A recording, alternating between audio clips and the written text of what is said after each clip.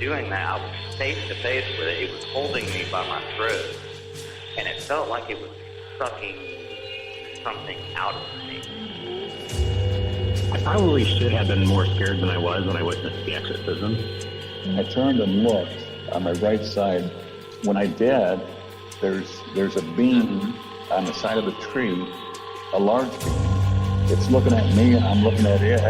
After I hit the lock button and looked back up, I saw red eyes staring back at me.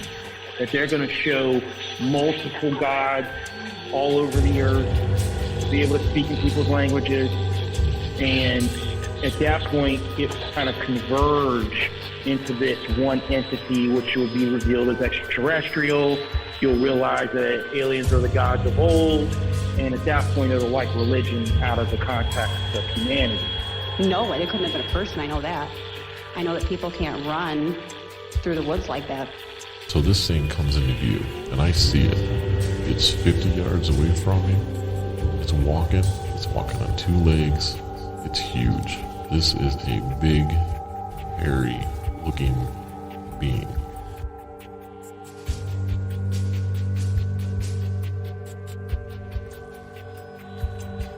Welcome.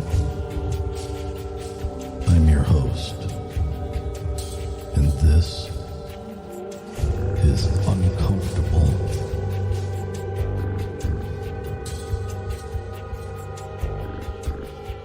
Welcome back to the show, my friends. I am your host, Eric Szilagyi. If you've had an uncomfortable experience and you'd like to have it shared on the show here, please get a hold of me at contact.uncomfortable@gmail.com. The world wants to hear your experience. It wants to hear your story. So reach out to me and let's get yours on the next episode of Uncomfortable. If you haven't yet, make sure to follow us on Facebook and Instagram, both at Uncomfortable Podcast 65. And when you do, please make sure that you leave us a 5-star rating and review. That alone is the most important thing that you can do as a listener to help get this show out into the algorithm and out in front of more people. With more people listening, that means more great stories coming your way. Uncomfortable Linktree is now operational and the single best place that you can find anything and everything uncomfortable in one spot. All my episodes, links to the YouTube, links to the Penford Media documentaries that I'm in, that series, I believe there's 5 of them out now. Other podcasts that I have had the pleasure of being on, everything is there. You can find whatever you're looking for. I've had a number of you people reach out to me trying to find certain podcasts that I've been on as a guest. It's all there. That address is linktree/uncomfortable1, and uncomfortable is spelled like the logo looks, with the lowercase u and the uppercase N. That's also probably the easiest way to find the Eventbrite link for tickets to Bigfoot and Brews and Spirits 2. Don't forget to check out the combo ticket there for September 14th and September 13th. The day of event is on the 14th, but the VIP dinner is the night before on the 13th. The combo ticket is a discounted price from the regular ticket, and it still includes your dinner and a drink. Links to our Patreon, YouTube, and Bigfoot and Brews and Spirits 2 and all things uncomfortable will be found in the link tree. That will be listed in the show notes for you. Now for tonight's guests. You may remember one of them from episode 101, and the other is new to the show. They're here tonight to talk about their new show, Forgotten Streams of Appalachia, that will be appearing on the Pursuit Network, I believe.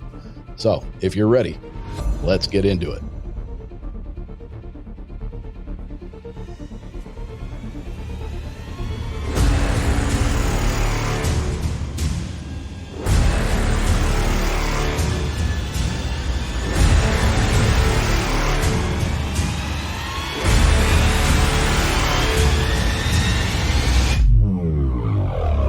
So if you will, please give a warm, uncomfortable welcome to Mr. Josh Waters and Mr. Joe Woody.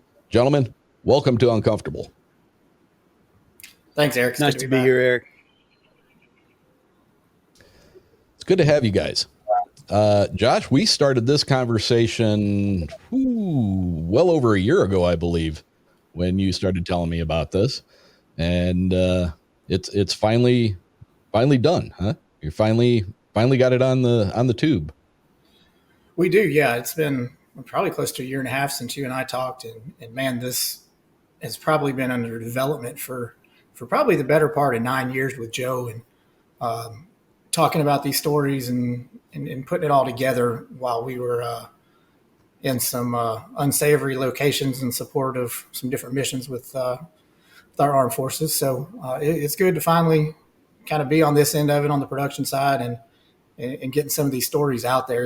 And man, I got to tell you, it was way more than I thought it would be, as far as, kind of where we went and where these stories led us. So. Well, Joe, I've not met you before, so it's a pleasure to meet you, sir. And you are the host, correct, of the show? I am. We were, like you said, we're in some places not in this country, and we had some downtime. And after a month of downtime, I just started telling weird and uncomfortable, if you want to call them, things that happened to me out in the Smoky Mountains in the Southern Appalachians. And Josh said, why don't we put this on film in some sort of way? And this is what happened. And here we are 9 years later talking to you. That's a long time.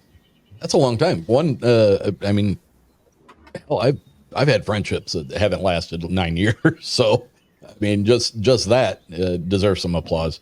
But you guys both served in the U.S. military, correct?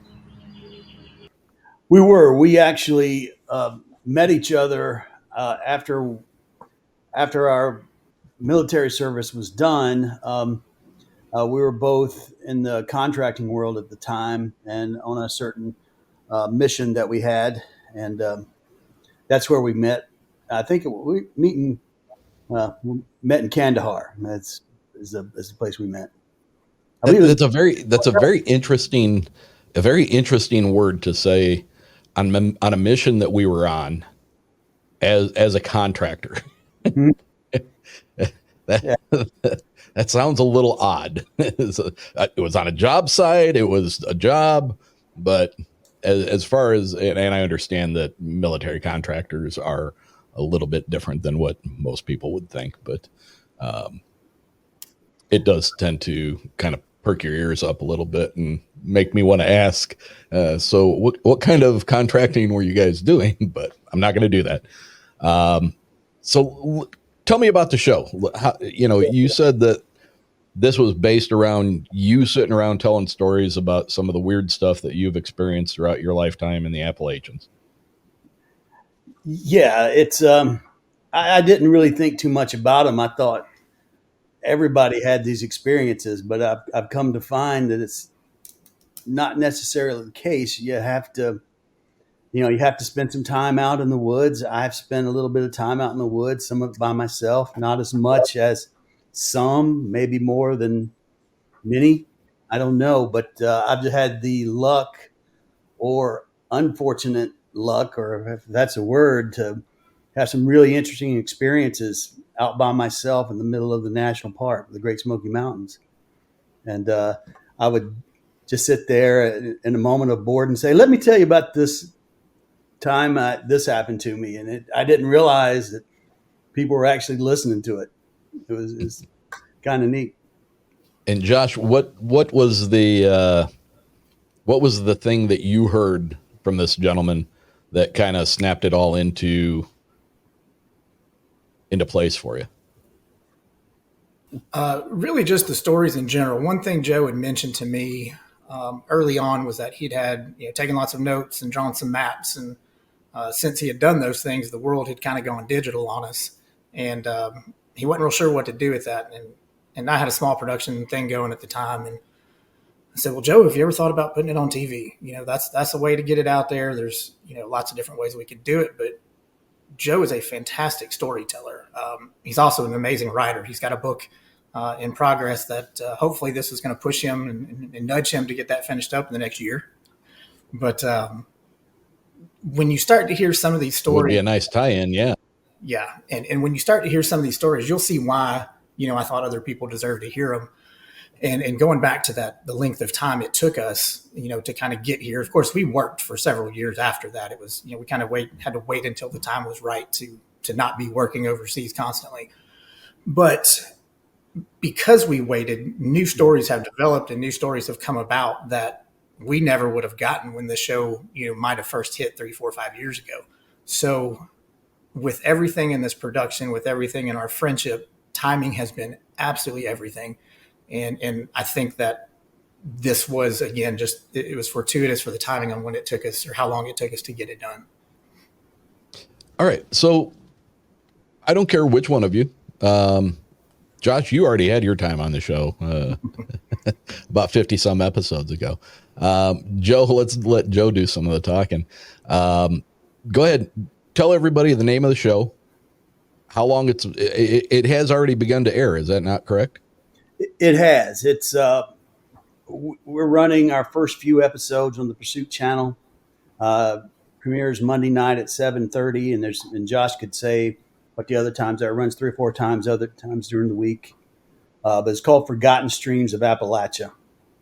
And it came from an idea we had of the first rendition of the show. We were thinking it was just going to be finding forgotten places, that I come across when I'm out tramping around the woods, right? But the Forgotten Streams is forgotten culture. You can substitute the word streams for culture. You can substitute the word forgotten for lost. Things we've forgotten, things we've lost, people, villages, cemeteries, battlefields, culture, accents. It goes on and on and on. The Southern Appalachians, all of America, but I'm partial to the Southern Appalachians because my family's from here, and I've had the pleasure of exploring these mountains for about 25 years now, and it's so rich in history and lore and mystery, and again, just experiencing some of these things, I consider myself lucky. And if I can tell some of these stories and people will listen to them, hey, even better. Well, anyone who has ever touched foot within that area, they all say the same thing, that there is a very special oddness to that area. And I mean, it's rife with paranormal stuff. It's rife with Bigfoot encounters. It's rife with dogman encounters. I assume that your show, for the most part, is not necessarily a paranormal show. Well, that's funny you mentioned that, because in my conversations with Josh and everything, I was like, man, I don't want this to be a paranormal show. I don't want this to be. I don't want to touch on subjects that seem unbelievable, right? But then I realized some of the experiences that I have touch on the unbelievable. And so we decided to not make any claims, not make any things. Hey, this is real. This is what's happened. And it's more of an investigation as to what it could have been, and I try to take on a cynical aspect of it. I got to see it. You got to make me believe it. What is it that I actually saw? What did I encounter? What did I hear? Was this real? And that's the legs part of it, because once we start investigating some of these things and talking about it and interviewing people, you realize, hey, there's a strong possibility. Not only is this surreal, but it's real. And it's quite interesting. Some of it went places that, and I think Josh will agree with this, that I did not expect. And I'm very open-minded to the mysteries and the spiritualness of the Appalachians. I'm extremely open to it. And I think you have to be open to that for it to happen to you. I mean, absolutely. I talk about it in the show in some aspects, that some people spend days, weeks out in the woods by themselves, and they never even have a wildlife encounter. How? They're everywhere. How? Yeah. And it's, in my opinion, what we try to get across in the show is you got to be open to it. First of all, you got to let your mind be open to these things happen to you. And once that happens, everything opens up. The wind through the leaves becomes louder. The birds are chirping louder. You can feel the water going down. It just opens up. And then when that happens, look out, because you'll never know what you'll experience out there. I agree with that 100%. You do have to have some, you have to allow some culpability in yourself to experience these things. Josh, at what point did you guys get into the production aspects of this when things started to take a turn where you knew that Woody's desire to not make a paranormal show might have been a little off the mark? It was like day one. So our very first episode, and the first episode that we intended to shoot, is called The Legend of the Little People.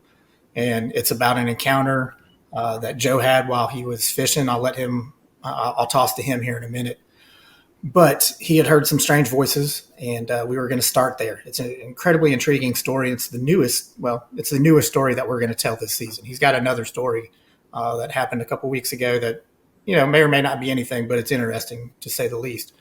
But so we go into Bryson City, and we drive out to the road of nowhere. It's absolutely beautiful scenery out in the mountains. And Joe says, "Hey, we've got a decent hike." Well, I've got myself, I don't even know what to call Gavin Smith, my videographer, my editor, my, extraordinaire person. I've got to give him some credit before we go much farther. I brought him on at the beginning and gave him, this vision and just said, "Look, take it and run with it. Here's kind of what I want to see, but I trust you." And everything you see is largely in part, because of him and his vision. So thank you, Gavin.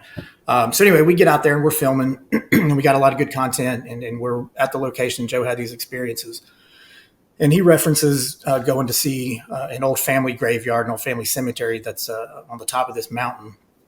So our production day went a little longer than expected. So we didn't get out there till, 5 o'clock, 5:15. And we had one shot to get, maybe 15 minutes worth of filming. And we'd hiked about 6.5 miles, I think, back, give or take. It was a pretty daunting hike across the mountains. And the 1/4 mile hike to the cemetery is just, it might as well just be straight uphill. It's like climbing a ladder. So we get up there, and Joe and Gavin are doing this part of the shoot. And it's a one camera shot. It's nothing. I'm not needed. So I decide, unbeknownst to Joe, unbeknownst to Gavin, I've got an EMF detector. Let me go see what I can find. And, I'm not expecting anything, but, there's been some experiences out in this location. So let's just see if there's any type of anomalies. So I sweep this cemetery twice while filming's going on, and I get nothing. The EMF detector stays at green the entire time. So I just, okay, cool. It was just a thought, just something I'm doing by myself. So they're wrapping up what they're doing, and I've got to go to the bathroom. I got to pee. So I decide it's probably a good idea to leave the confines of the cemetery to be respectful. And I go maybe 25 yards outside of what is essentially the entrance. And I'm doing my thing, and I've still got the EMF detector in my pocket. And I started to think, what I had done. And I hadn't said anything. I wasn't talking to supposed peoples or spirits or anything. I just, did a sweep. And I said, man, I've seen a ton of paranormal shows. I've watched, these for years. Let me give this one more shot. So I turn around, and I pull my EMF detector out of my pocket, and I introduce myself. I say, hey, look, this is who I am. I'm out here with my good friend Joe Woody and our videographer extraordinaire. My buddy Joe, his last name's Woody. We believe, we know some of his kinfolk are buried here. We're just out here trying to see what's going on, what's happening. If there's anybody that wants to communicate with us, speak with us, this is how you do it. This is the EMF detector. Green is going to be some yeses, reds is, you're close. You can contact that way. But I didn't want to keep it real vague, because I had already done a sweep. So right at the beginning, right at the entrance of the cemetery, we had all dropped our packs, and Joe had a blue pack. So I'm walking towards that, and I said, listen, I'm going to do this one time. If you can get close to me and light this meter up to red, The second I step foot at that blue pack, we'll try to communicate. And now, mind you, I'd spent probably 20 or 30 minutes, doing my baselines and had nothing. And I stepped 1 foot beside that pack, and I stepped my second foot beside that pack, and it pegged red, and it stayed red for about 5 seconds on the EMF. So I perked up real quick. But as soon as that happened, our Gavin, he was like, "Hey guys, I think I got bit by a snake." And then Joe was in the process of saying some things. And I'll toss to Joe now and let him kind of tell you what his take on it was from there on. You can see where we're going with this. This was not our intention at all. I am. Anyway, let me go back a little bit further. Before we stepped into the cemetery, I always do this as a show of respect. I say a prayer. I say, hey, if we're supposed to be here, let us be here. Let us be respectful. When it's time for us to leave, let us know. And it's been amazing how many times it's let us know, right? And by myself and other things like that. I don't even find that unusual. But we said those prayers. So unbeknownst to me, Josh was over. I didn't know where he was at this time.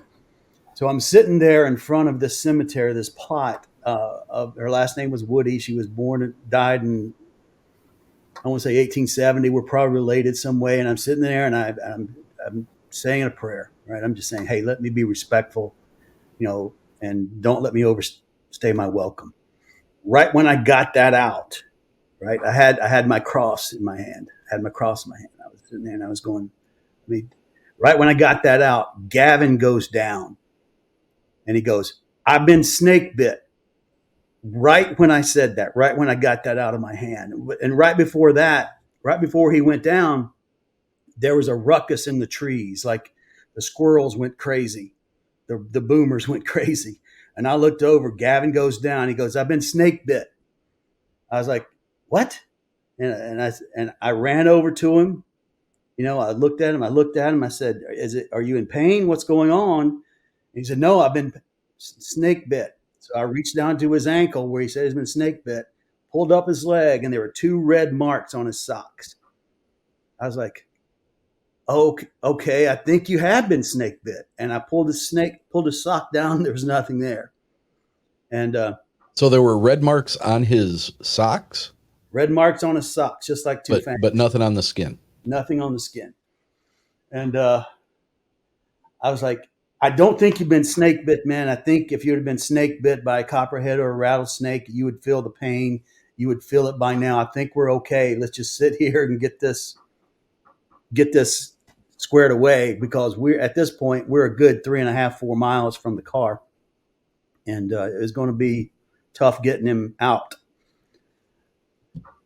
He said, "Okay, we cleared that up." I stood up and I'm looking around. Josh walks over and he's got something in his hand. I didn't know what it was. And he's sitting there and he's still quiet about it this time because he hasn't told me that this was going on. And about that time, I'm standing there and I stand up and looking around and I hear right across the cemetery in the woods.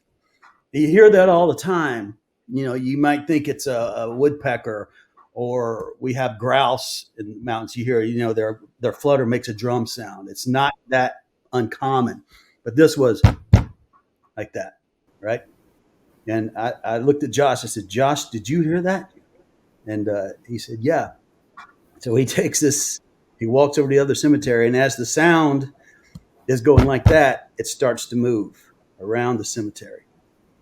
And now let me interrupt you real quick. So it starts to move around the cemetery.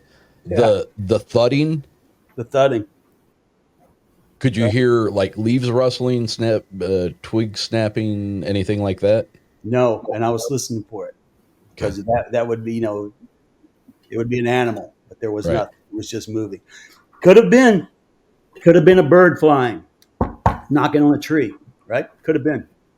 I'm thinking grouse, but this sound continues to move around the cemetery just outside our vision. It continues to move around. And then I'll let Josh take it from here. but it continues to get weirder and weirder. Yeah. So Joe mentioned the squirrels going crazy.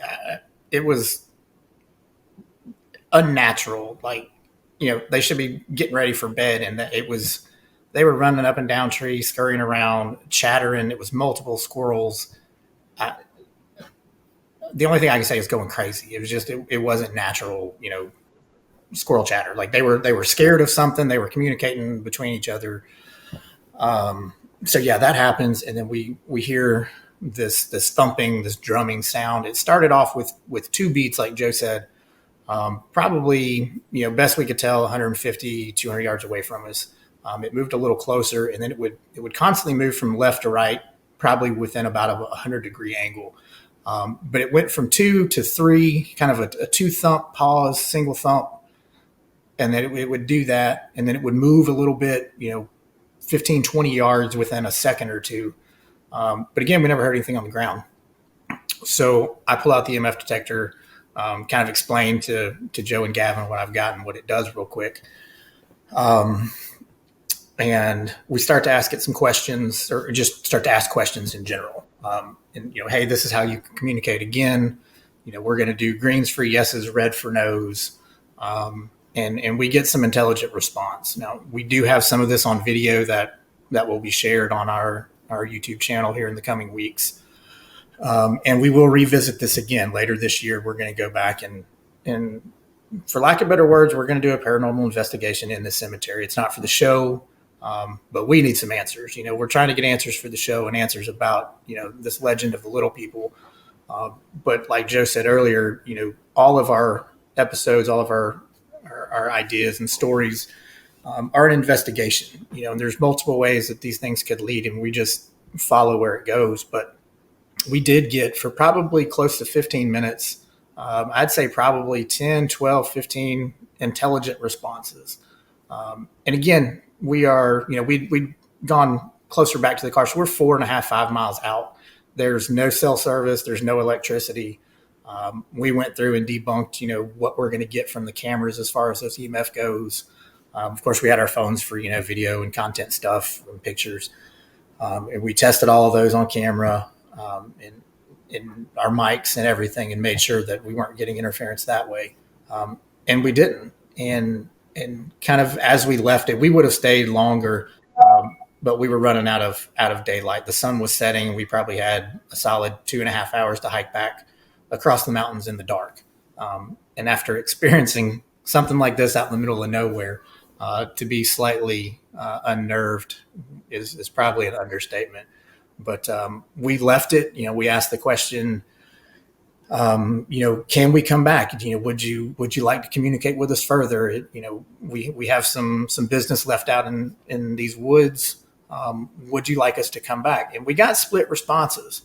We got 2 yeses and we got a no. So it leads me, just based off some paranormal things and, that I've seen and encountered, that we may have been, working with several or 2 different, entities or energies, if you will. But we do intend to go back and visit and continue to investigate, is this maybe what Joe experienced, or, what kind of chance? So I want to jump back a little bit to 2 things. One, the sound. All right. Is it more of a drum beat? Is it more of a wood knock, like people would assume that you're hearing, like in Bigfoot experiences? And second of all, Josh, you described the sound moving from left to right by about 100 degrees. For the listeners, if you can kind of, instead of 100 degrees, let's talk about in yards. So if the sound was coming from the right and then quickly moved to the left, what would a good estimate on your end as far as yardage instead of 100 degrees? All right. So I said, this might show my lack of knowledge between degrees and yards, but I'd say probably the course of distance of 100 to 125 yards. It was definitely a drumming sound. These were not wood knocks. They weren't wood knocks. In my opinion, it wasn't a grouse. Since then I've extensively, YouTubed and looked up grouse sounds, and they are very rhythmic and very droning, but it's a constant, when they're, attracting attention from mates or whatever. But it was those two pause one. Sometimes it would be three, but they moved from left to right, back and forth for about 10 minutes, and probably traversed anywhere between 125 yards, back and forth. I really think I heard it not only the 125 yards all the way to the front. I heard it to our rear as well. It wasn't like you said. I went back and listened to grouse sounds. I've heard it. I want to say it's not a grouse because a grouse is very common and it's very fast and it's like a flutter, but it's a deep flutter. I thought it might have been a woodpecker, banging on a tree. I've heard that before, but this was more of a like that, like a drum. It had my mind going in several different directions. I didn't know what it was, to be honest with you, and I spent a lot of time out there. And maybe somebody more knowledgeable can tell me. But it was really interesting. It was really interesting. Now, like I said, I did not want this to be a paranormal investigation. This is not where I wanted it to go. I've got,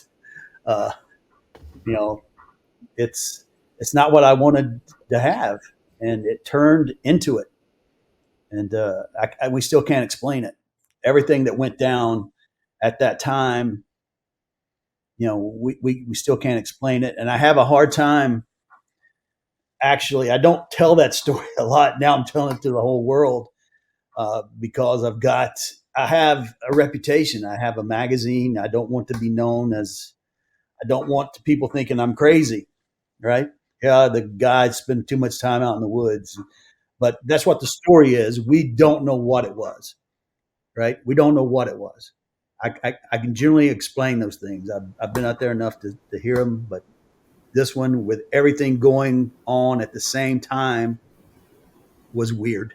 It was weird. And hopefully we can get to the bottom of it. I doubt we will. It's just something, and that's not the only thing that's happened in that location. It's just that whole area it's not spooky.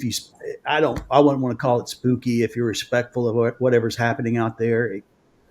It can be if you construe it that way. Of course, we're in a cemetery at dark in the woods where I've had interesting things happen to me. It made me think, but it was interesting, to say the least. And that's coming from a guy who kind of cynical sometimes in some aspects. A lot of aspects I am. Well, in some aspects, you say that you're cynical, and I assume that by that you mean that you're quite skeptical of these things. Yet you also indicate that you've had a number of things like this happen throughout your life. So you are open to these experiences, yet you question what they are. And I think anybody who has a critical mind is going to do that when they have an experience. The difference between us and some other people are they would jump quickly to the explanation that it was just the wind, or it was this, or it was that. And we entertain the idea that it was something possibly other natural. We don't know what it was. We don't know. And that's the interesting thing about the show is we're trying to find out what it was. We're trying to figure out what it was. Has anyone else had these experiences out there? And from the investigations that we've had and the people we've talked to, yes, they have had the same type of experiences. I had no idea the path I was going to walk down with the Little People episode. No idea. I didn't even know about it. And I just happened to look it up, right, on what it was. And it was exactly what I did. And the people I talked to, we ran into other people who had the same experience. And the story itself is just, I didn't tell anybody for weeks after this. I didn't want to sound, a little bit off my rocker. I didn't want that to happen. But as we investigated it and we talked to Cherokee mythologists and people with experiences like that, it's not uncommon. It's not uncommon. And you just got to have a mind that's willing to accept that something is possible. So this was the first episode. So your desire not to turn this into a paranormal show kind of quickly went out the window, whether you liked it or not. Have you resigned yourself to it now being a critical look at paranormal activity within the Appalachian region?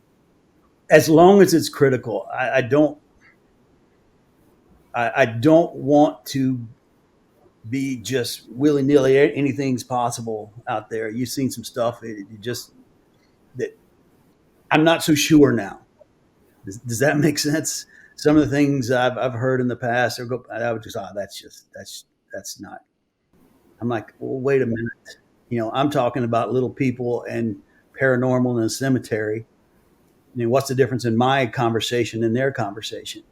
So our goal, I think, is to be an investigative show and not make any conclusions, let people come to their own conclusions, and just give the information out there as it happened, as it actually happened, and let people say, I know this sounds crazy. I know that. But this happened on this day, and I was part of it, and I don't know what it was. I don't think there's anything wrong with that. Are you guys going into this with kind of a double? Is each episode going into something with a predetermined storyline, a predetermined investigation of XYZ, and if something happens, it happens, and the show will alter to meet that, or are you actually looking for the weird to happen? So I'll let Josh go ahead and answer that one. We're kind of determined to tell these stories, Joe's experiences as they happen. There's going to be some reenactment a little bit in there. As far as the TV piece of it goes, we're not looking for anything paranormal. If it happens like it did this time, and you'll see when you go watch the episode, we address that graveyard, that cemetery in the opening scene, and we don't talk about it again. Now, that's kind of double-sided. That's going to be a good toss to, a future podcast and YouTube and those things. But that's not where we're going. We will investigate these stories. And this is just one particular story that has a paranormal turn. The legend of the little people. Our 4th and 5th episodes are talking about an encounter that Joe had with a serial killer. We investigate the tar out of that, but there's no paranormal aspect to it. So whatever the stories and experiences that Joe's had, we're trying to keep an open mind, of course, with where those legs take us, and to tell his stories as accurately as possible. But just like with the little people, how we've kind of turned down this other trail, with that investigation, we've met another individual that had very similar circumstances not too far from this location. We sit down and talk with Miss Kathy Littlejohn, who is one of the very few Cherokee Native American storytellers left, that is preserving the stories of the Cherokee Nation. And she gives us some really good insight and some documented evidence of the little people to lend some credibility to this story.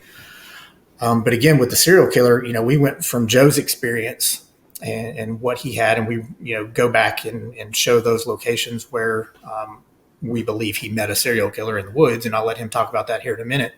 But that investigation led us to somebody that Joe's had dealings with for years, a gentleman, Eugene Schuler, who owns a fly fishing shop, who Joe had never known that he had encountered with this gentleman as well a few months prior to Joe. So as we investigate that, new things come up. We, as Joe and I, this past fall, were talking about that particular episode in post-production and, what this gentleman told Joe when he met him. I had this light bulb experience where I said, Joe, wait a minute.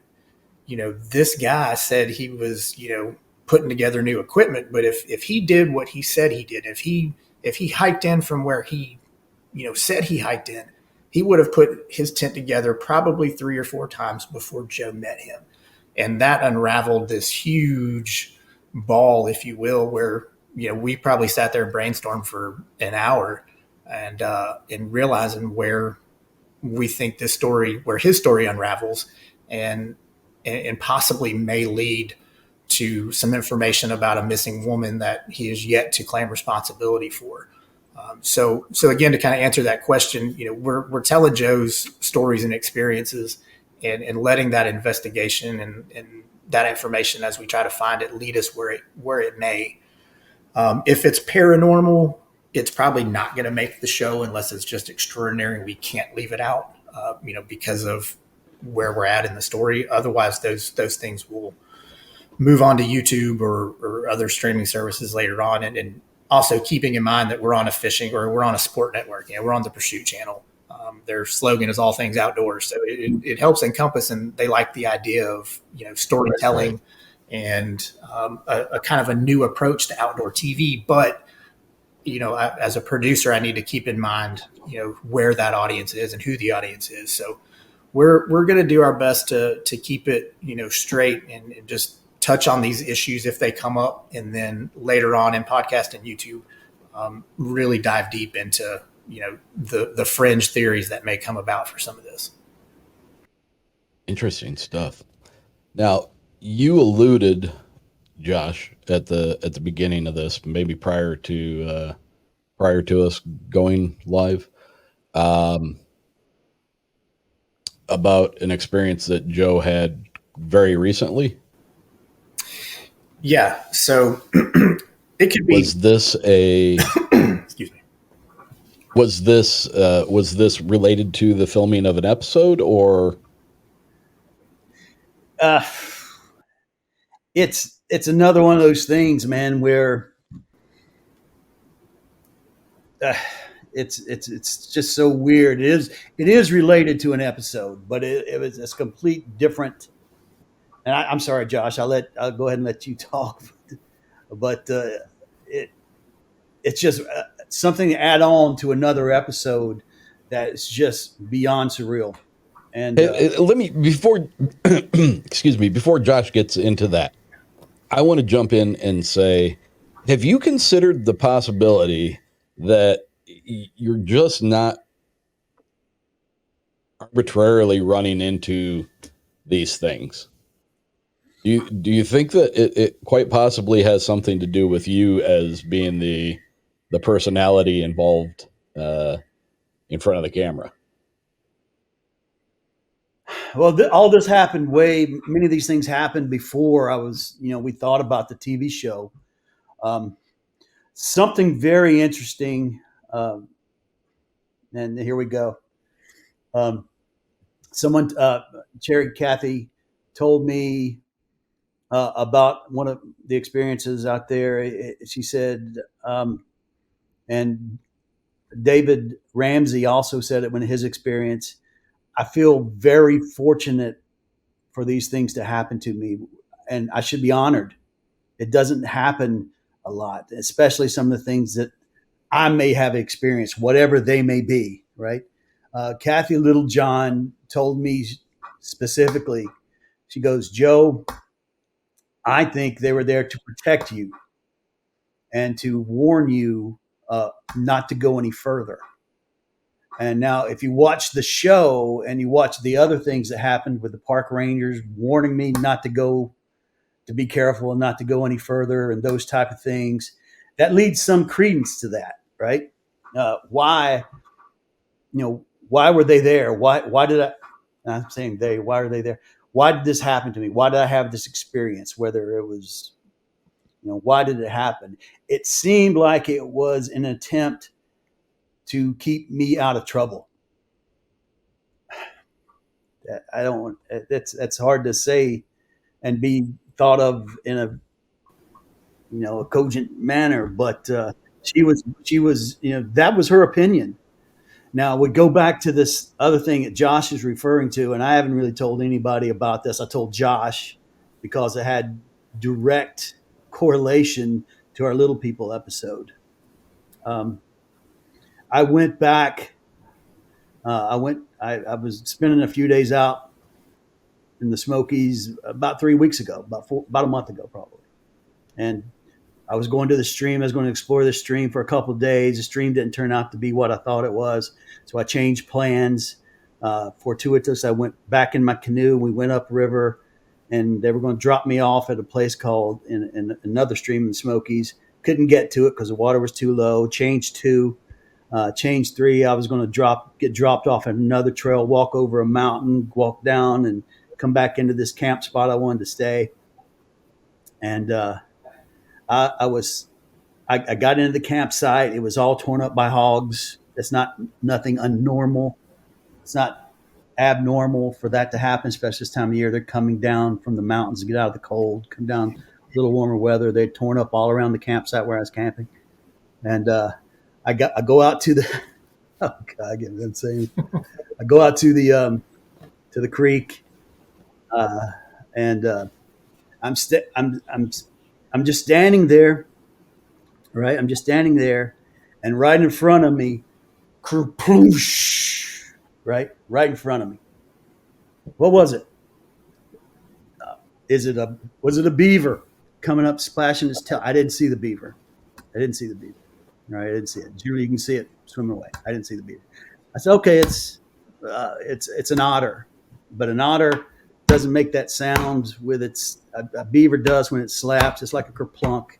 It's very loud. I've been spooked by them before, and I love to track. So I walk up the side of the creek and I'm looking for tracks, and I see some fox tracks, some coyote tracks, and I'm looking at it. I go all the way up and down this creek.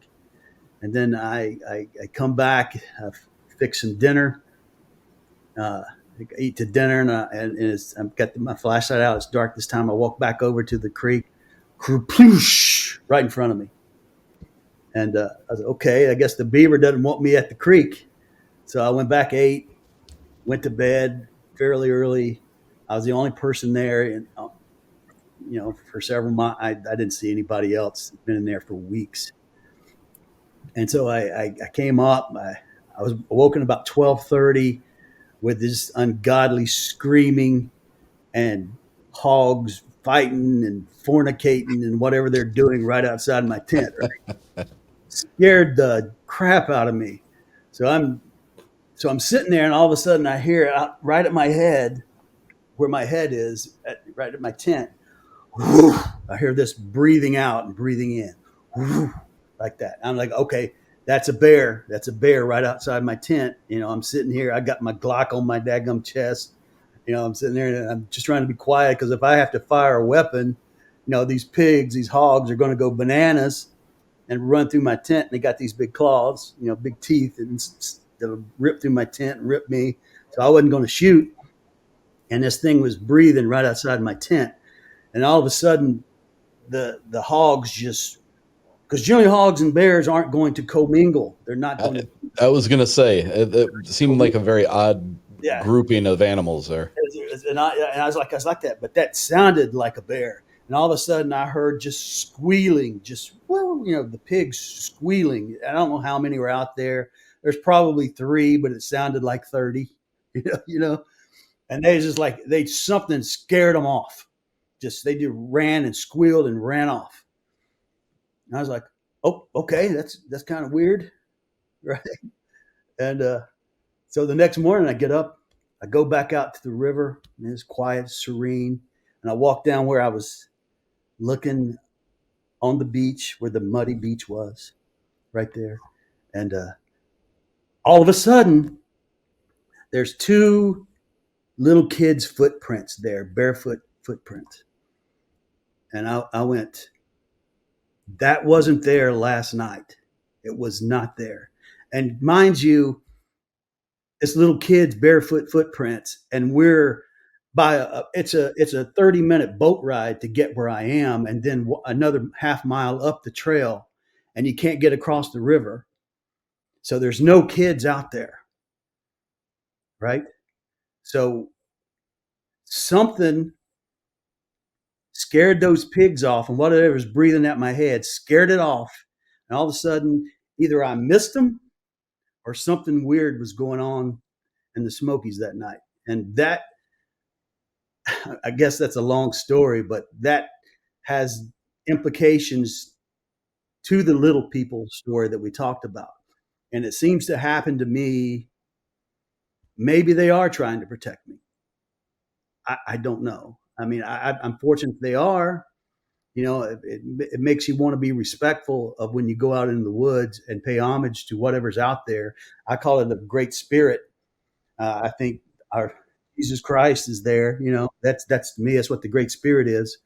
But again, it's just weird, man. Just weird stuff all the time, all the time.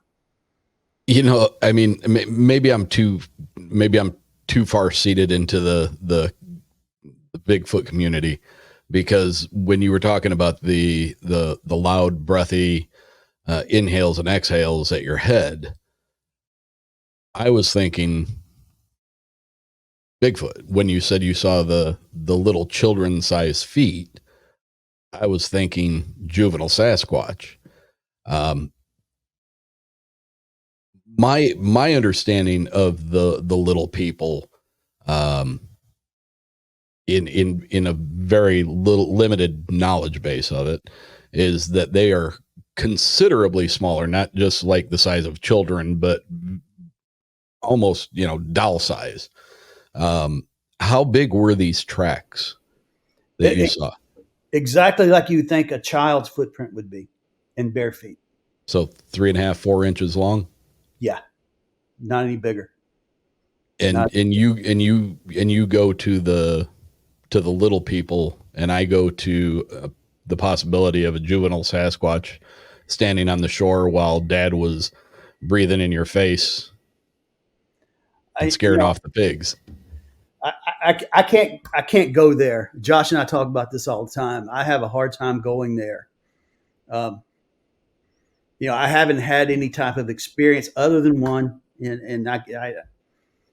but I can't go there yet. I haven't had that experience. You know, I haven't. I wish it was true, man. I do. I would love to. I have hope that it's true and that they're out there. You know, but I haven't had the experiences with that as I have with the spiritual world and the Smokies. I haven't had that personal experience. You know, and the one incident that was more of a wood knocking scenario that woke me up in the middle of the night again by myself. Again, these things happen by myself, which leads credence to the world that I'm a little bit bonkers, but it was definitely a wood knock. Two, it woke me up from a deep sleep and did it again. And I don't know what that was. I mean, I personally have a hard time. You know, I haven't had that experience yet, so I can't speak from experience about that, other than just the little wood knock I had. And that could be a tree falling on a rock. Could be. I don't know, but. This is what I love about having named this show Uncomfortable, because it's obviously made you uncomfortable to talk about these things. Yeah. Josh had to really convince me on a lot of these things, but once I got into it, the stories are just so compelling. And, you know, and they're the truth. They're exactly what happened is the way I talk about them. Right. They're, and what are they? I don't know. And I think I'm much more open to the fact of what it could be. You know, 6 months ago, I wasn't. But in our investigation with this, I think I told Dave Ramsey, who guy had another experience. I said, look, man, I don't know about you. This is life changing. This makes you look at things in a different way. You know, what could this be? And the fact is, I don't know. I don't know what it is, but I'll let people draw their own conclusions. But the spiritual side of me knows that something spiritual happened. I know that. Well, I think when you take into consideration all of the experiences that you've had throughout your life, and then I don't know if you've gone back and listened to episode 101 with Josh. He has a laundry list of things that he's experienced. What about your cameraman? Is he open-minded and a little freaked out by some of the things that you guys are coming across? So Gavin is not very open-minded.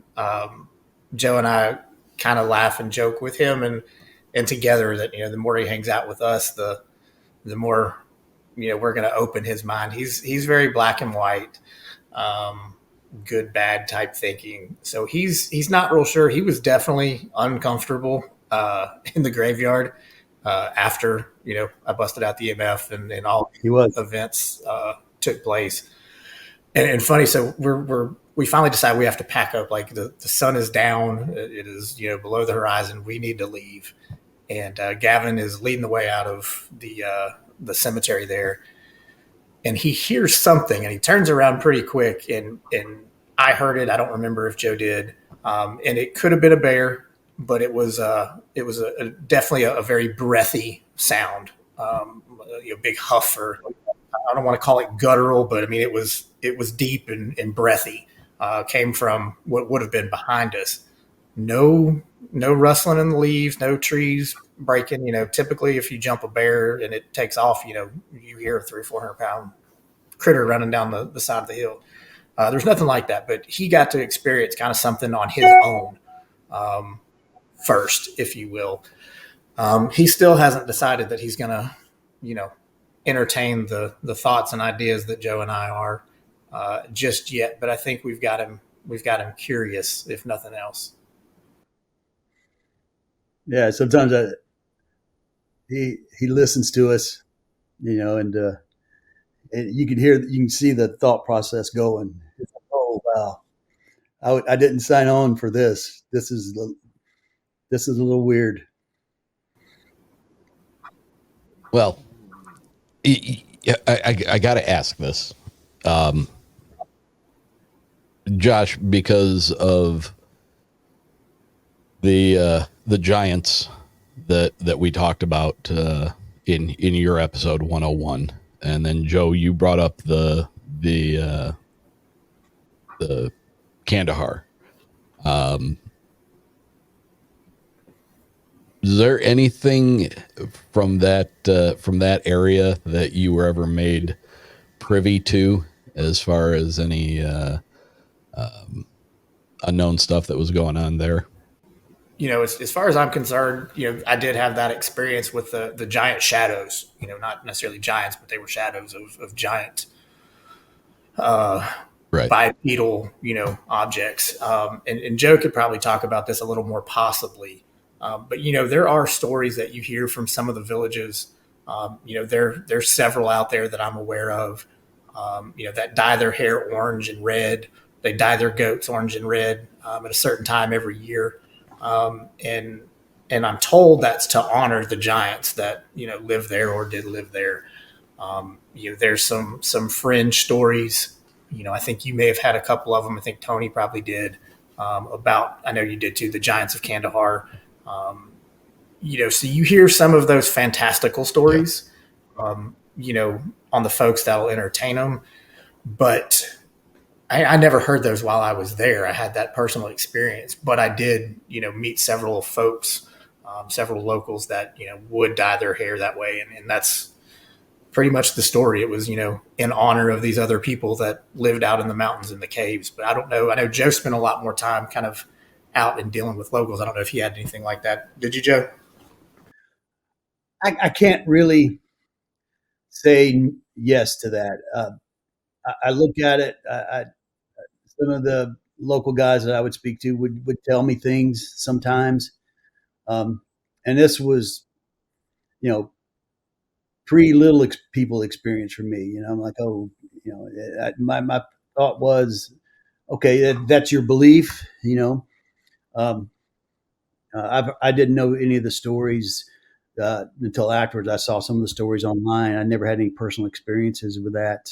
I mean, you can take those for what you want with them. Some of the people who are just selling seem credible. I've never had any personal experience with them, but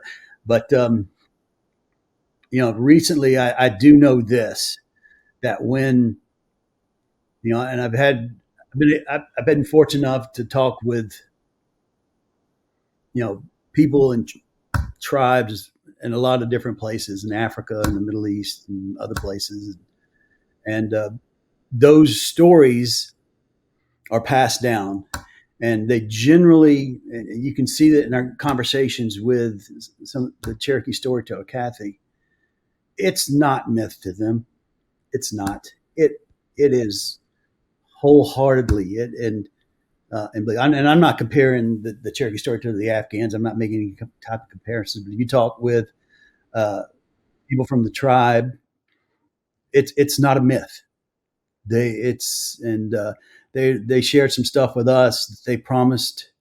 I felt honored they shared it with me, and I promised I would never tell, and I never will. Some of the things they told me were really, really interesting. Same thing with the tribal regions in Afghanistan and all throughout that area. They believe these things, and people had experiences. What they were, I wasn't there. I can't tell you, but a lot of times those stories are based in some type of fact from generations before. So you can take for that what it is. But there are a lot of interesting stories out there. Well, I've always paid attention to the First Nations, the Native American oral tradition. Those stories are passed down generation after generation after generation, and it is stone cold belief to them. So that's something that has always struck me about their culture, and any culture that derives their historical accounts in the same way. It is, and with the conversations I've had, from being a cynical bastard, right? Me, and I say I am. Other people, obviously, people say I can't be because I'm talking about these things. But after and talking to folks and seeing the belief in their eyes, and seeing the how sincere they are and their belief system and these things that are happening and their own personal experiences, you can't help by not giving credence to it. It's and I can just talk about the things that have happened to me. I can't talk about some of the other things. I'm just talking about the specific things that have happened to me. You can't help by coming away from those conversations and the belief systems that are there and how serious they take it, without saying, okay, this is no longer something to be mocked. It's no longer something to chuckle about. This is serious. They believe it wholeheartedly. And that belief, if you let it and you're open-minded to it, will affect the way you look at things. It will. Can you go into, as far as the little people? I've heard of the little people. I've heard of the duende. There's several other names. Different cultures have them, which in itself is very interesting to me because, how many cultures have stories about Bigfoot? How many cultures or a very similar creature? How many cultures have dragons in their history? And the little people, like most of your conversation sounds like a lot of your conversation about that area that you were in was with Native Americans, First Nations people. The information that you derived from those conversations, I know you said there's some stuff you promised you'd never talk about, but are these relative to Native Americans? Are they did you ever get anywhere as far as the origin of these things? What are they? Who are they? Just in the stuff that I've read and things that people have told me, I don't, they were here way before us. Does that make sense? In their belief system, and it's always been part of the culture. It's never been questioned. Now, I'm not saying it's 99, 100% not questioned.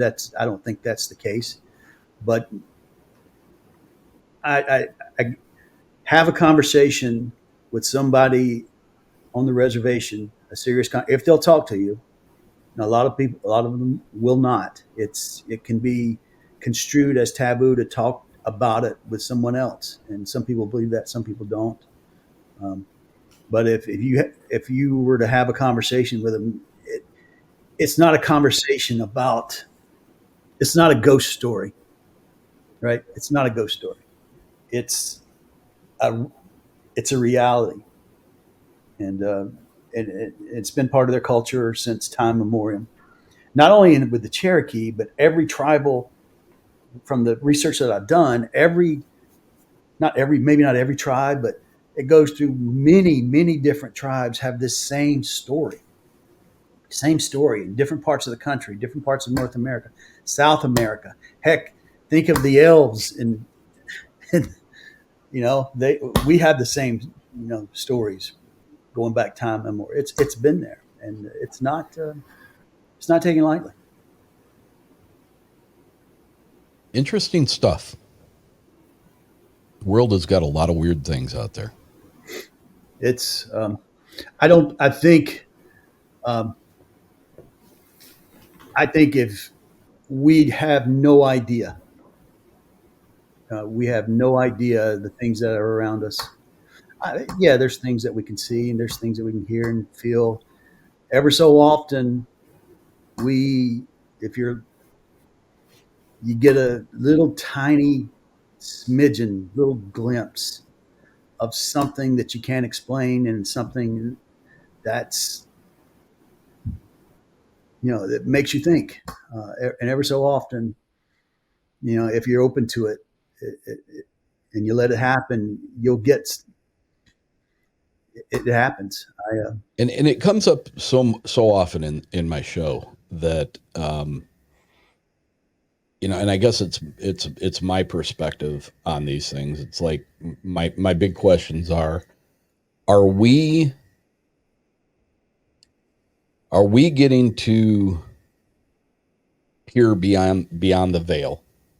Are we seeing beyond, or is there something that's happening? Is it geographical? Is it metaphysical? Is it any number of different things that is allowing us to view outside of our normal perception and see them in their existence? Or is it just the complete opposite? Are they actually coming into our perception? It comes up a lot with, a lot of the encounters that people have with Bigfoot, that they seem to just kind of appear and disappear at will. It often boggles my mind, because it's like, what's going on here? Because our visual acuity is only within a certain range of frequencies.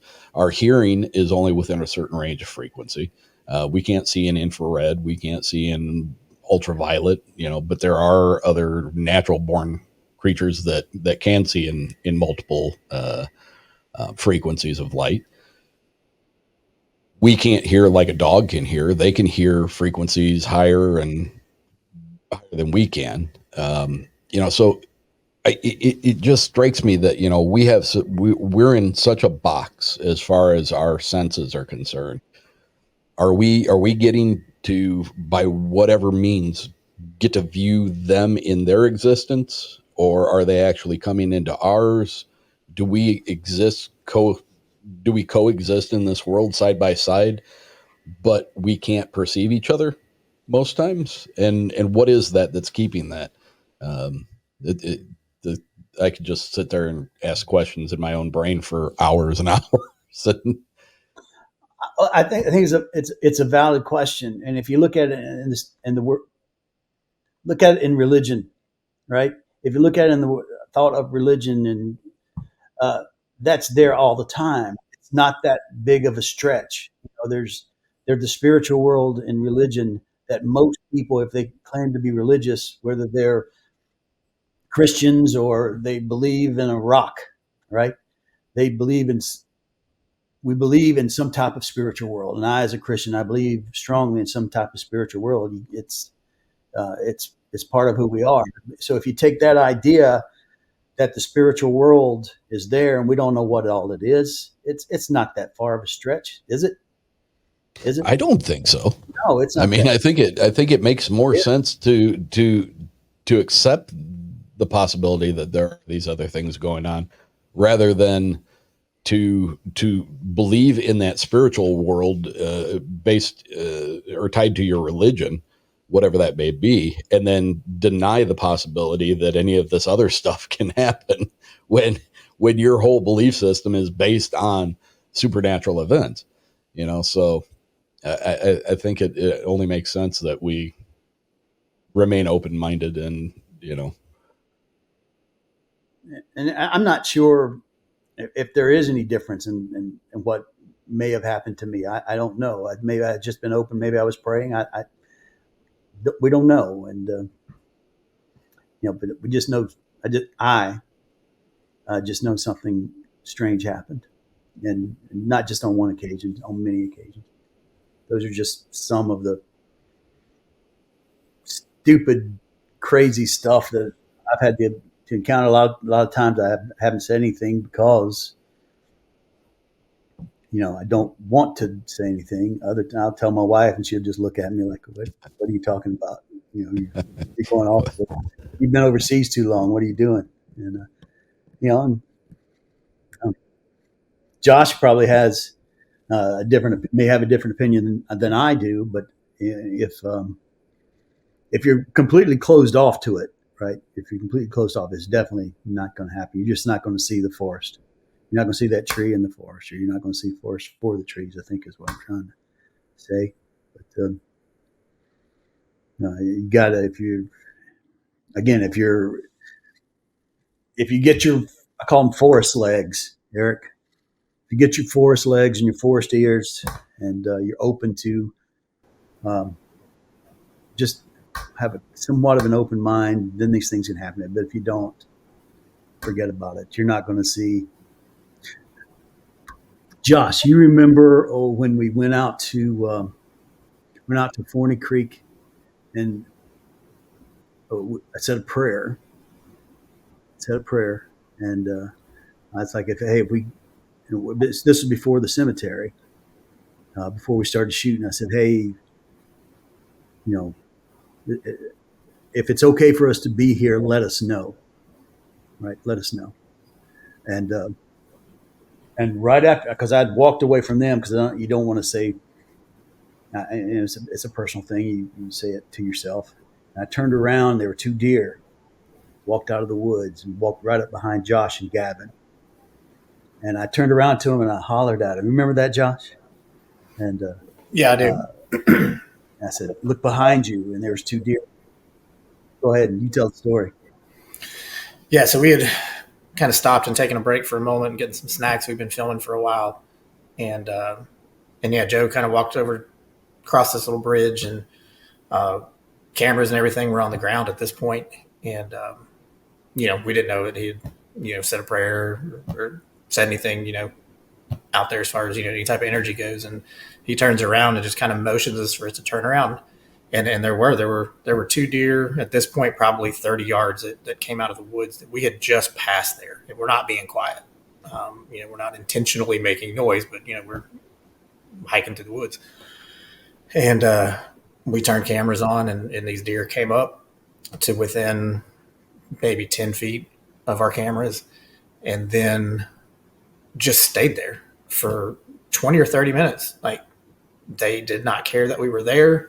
They went about their business. They ate and foraged, and We went about our business after about 10 minutes and realized, like, okay, they're not worried about us being here. And then we kind of later on had that discussion, and Joe let us in on what he had done. But I think we all kind of went away with the understanding or the feeling that was acceptance from, whatever energy is there, whatever you believe, whatever, belief system you back, as long as you do believe there's an energy there, that was, their acceptance to us being there. We were being incredibly respectful and polite and try to leave as minimal footprint everywhere we go. But yeah, the fact that, they weren't spooked and walked right up to us. I mean, I think if we wanted to, we probably could have pet them. It was that docile of an encounter. And then for them to just hang around while we filmed, and we went about our thing and we filmed stuff, and they just hung out. They'd look at us, they'd eat, they'd walk around us, and it was strange. And you'll see it on some of our footage. Some of those scenes carry out through multiple episodes, but it was very special, to say the least. Sounds like you got a gift to me. They walked right at one point. They walked right up to Gavin's camera. Just walked right up and just looked right into the camera, like I'm looking into the camera here. And Gavin's sitting on the ground with his camera on his shoulder, and they walked right up to him. Now, again, in a lot of those campgrounds, I call them camp deer. They hang around the campgrounds, and what they're doing is waiting for someone to use the bathroom, and they won't salt so much. Right? They'll go up and sniff where you use the bathroom, and then they'll eat that grass where you use the bathroom because they're looking for salt.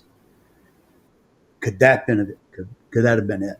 But the irony is this: I had just gotten that out of my mouth, looking for some type of sign that was okay for us to be there, and there it was. It came right up and said, "Yes, you're good." Am I looking too much into that? Maybe, I don't know. But it was kind of special, like Josh said. Guys, let's point people in the direction of how they can find your productions and where it's airing, when it's airing, and everything else you have going on with it. We're currently on the Pursuit channel, Monday nights at 7:30 Eastern time, Tuesday mornings at 10 Eastern. We do an overnight on Thursdays.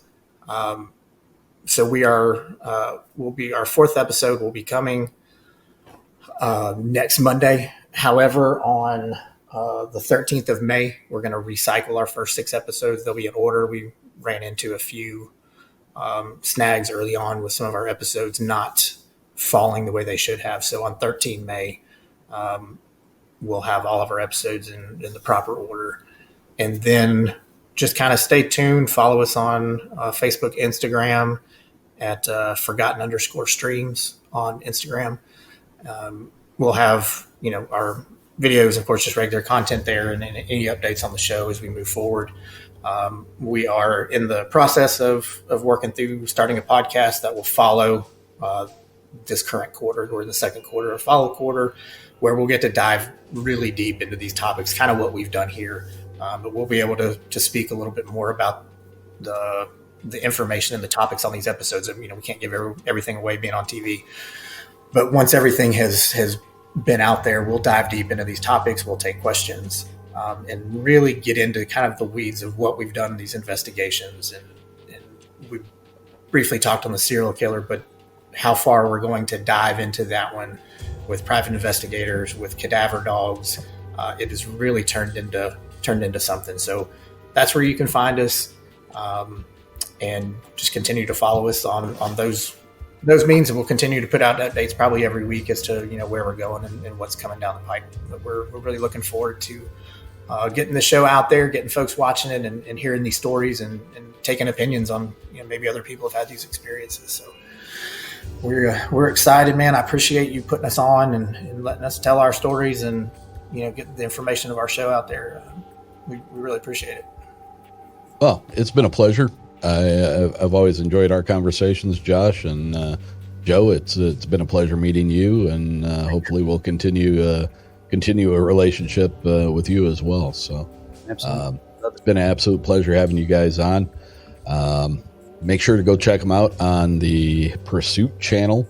I got excited because I found out that my Samsung has built-in streaming service as far as the Samsung channels, and Pursuit channel is one of them. So I'll look forward to catching those episodes on that. Other than that, any closing words that you guys want to get in before we close this up? You mentioned streaming, and I did forget. So you can also find us on Sling, and something that's really cheap if you're just interested in the show is the Friendly app. Pursuit is there. It's $10 a month. They're no way endorsed, but they're easy to get to.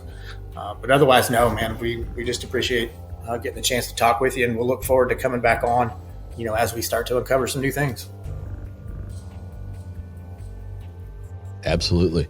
And keep me in mind when you get the podcast going. Do you have a tentative name for that yet? It will likely be Forgotten Appalachia. That's going to be kind of our overarching umbrella or brand, if you will. But yeah, I will absolutely look to you for some advice in helping us get that launched. I firmly believe in everything you do and how you do it, and in your quality. And I haven't gotten a chance until today to see any of the video content, but I'm super stoked for how far you've come just in the last year since we've talked. But I absolutely look forward to getting with you on helping us figure that piece out. That's the newest thing we got to figure out. So I'll definitely do that. All right, gentlemen, it's been a pleasure. Thanks so much for your time. Great stories. Can't wait to see the episodes. Look for them on the Pursuit channel. It is called Forgotten Streams of Appalachia. You've been listening to Joe Woody and Josh Waters from that production crew. Until next week, stay uncomfortable, my friends.